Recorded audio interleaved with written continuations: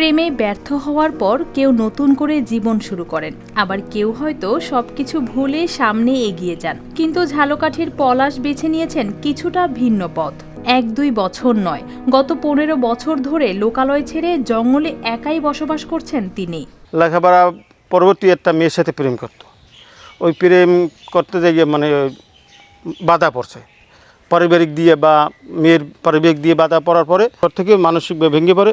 এবং ও ভালো ছিল, এইটাই বলতে পারি। এখন সে আলাদা জঙ্গলের ভিতরে ঘর বানাইয়ে সে আর থাকতে আছে।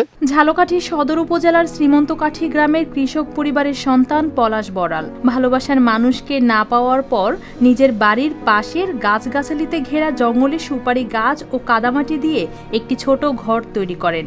ঘরের পাশেই কেটেছেন একটি পুকুর, সেই ঘরেই কাটছে তার দিনরাত। অনার্সে বিএম কলেজে, অমৃতলাল কলেজে পড়ার মতো মন মানসিকতা ছিল।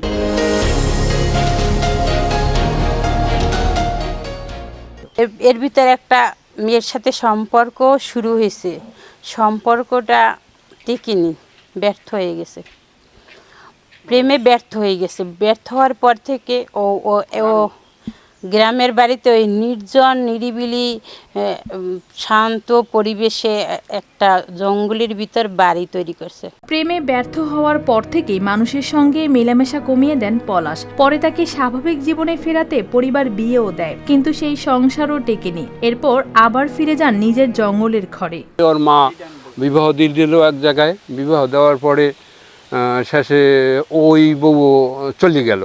মানে ও একটু মাথায় একটু গন্ডগোল ছিল, ভাইরা বলছে, বাহির কথা তেমন উপেক্ষান করিয়া ও নিজের মতে যা কিছু করা করছে। তবে পলাশ বড়াল কাউকে দোষ দেন না, নিজের এই জীবনের জন্য ভাগ্যকেই দায়ী করেন।